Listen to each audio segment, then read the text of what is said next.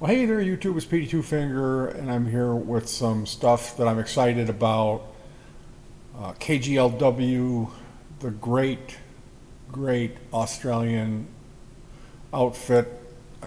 King Gizzard and the Lizard Wizard dropping 3 albums. Ice Death, Planet Lungs, Mushrooms, and Lava. I believe this is out. Laminated Denim shares a connection to, well, it says here, the land before Timeland. And Timeland is made in Timeland is King Gizzard's. It's considered their 19th studio album, I believe. Anyway, you can check this out. It's a 30-minute, 15 minutes aside, and it's forgive the expression, it's laptop music, but it's really easy on the ears and really entertaining. You know, King Gizzard and Lizard Wizard, they're one of these magical bands that they just don't have a bad song in their entire massive discography.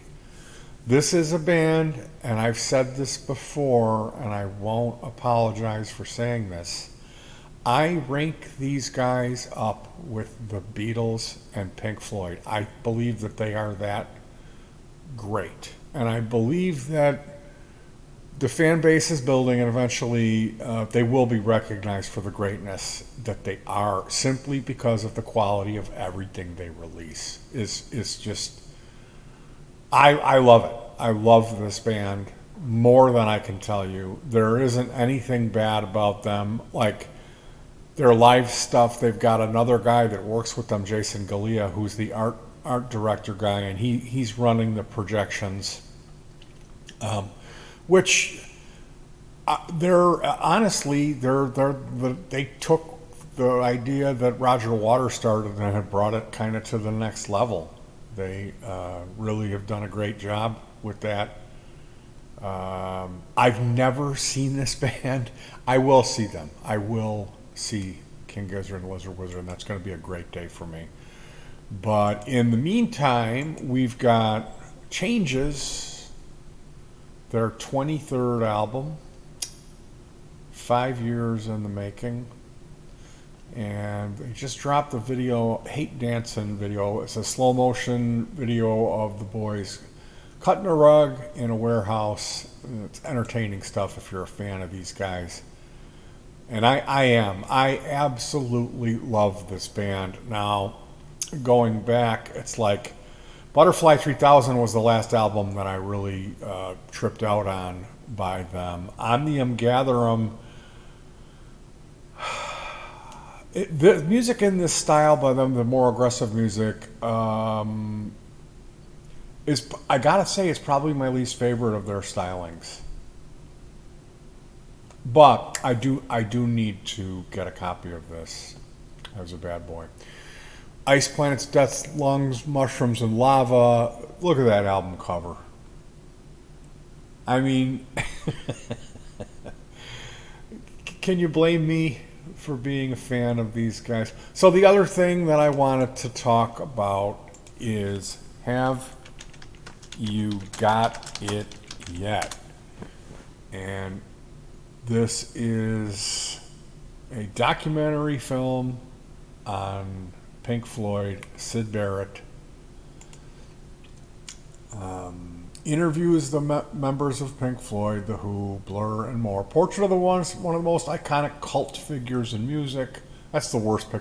There's some really bad pictures of Syd from this era when he's put on a little weight in his face and he just kind of looks miserable.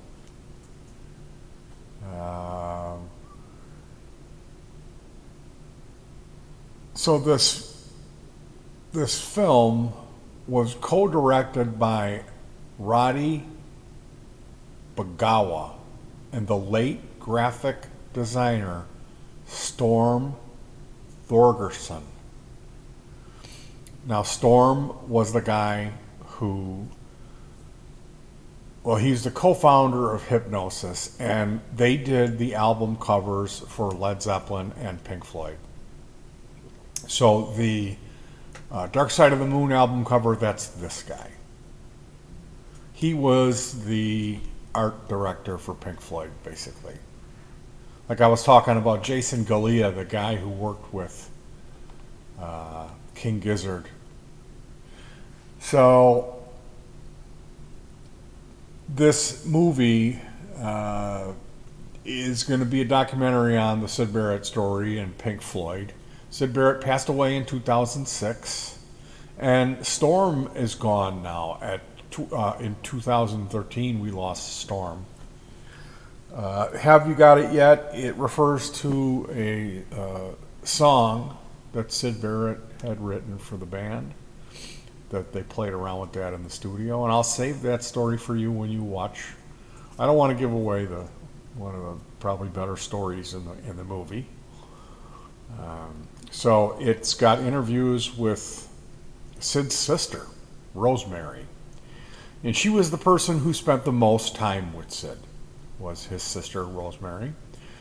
He was in, quote unquote, in her care after Syd's mother was really unable to take care of him. I mean, he went through this phase where he became a pop star, and then whatever happened, we don't really know what happened to Syd Barrett. Some people think he took too much acid. Some people say he was given STP, DOM is a drug, very horrific, methamphetamine-based psychedelic, and there is some more recent theorizing going on that was what did him in, that maybe he had some undiagnosed schizophrenia or different types of mental illness that he suffered that was exacerbated by his extreme use of copious amounts of psychedelic drugs.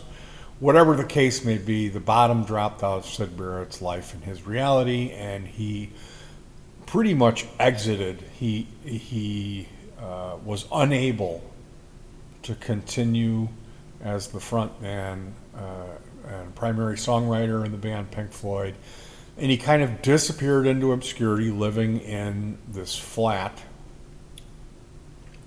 with his mother and his sister basically taking care of him up until his death in 2006. So it's a sad story. People used to kind of hunt Syd Barrett. They would show up with have a guy hiding in the bushes with a camera, and they would knock on his door, and he would come and answer the door and then slam it. You know, he didn't really want to have anything to do with his previous life. And there was some interesting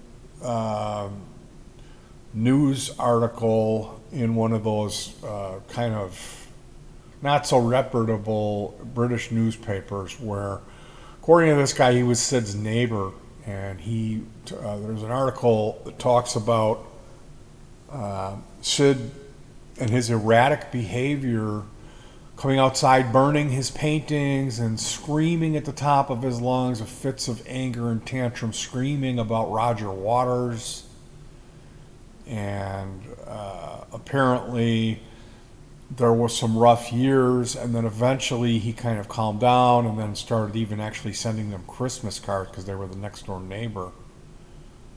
But there's been a lot of like amateur speculation around this guy's life and what happened to him specifically post Pink Floyd, but there really isn't anything. There's whatever there actually is going to be unveiled in this movie. So for fans of this band and this story, I mean, really, I got to tell you, this is the biggest mystery in rock and roll. This is the biggest story. There is not a bigger band than Pink Floyd. Their breakup was the biggest breakup in the history of rock and roll. This is at the top, okay? And really, it's more common knowledge now than it is when I was coming up. But when I was coming up, nobody knew who Syd Barrett was. Nobody knew that Pink Floyd had a different singer. Nobody knew about those first couple of albums. Actually, it's really only the first album, I should be honest. I mean, he's on the second album, but Is it one song that he sings on and another song has some of his guitar work on it? Isn't that what it is? I don't know.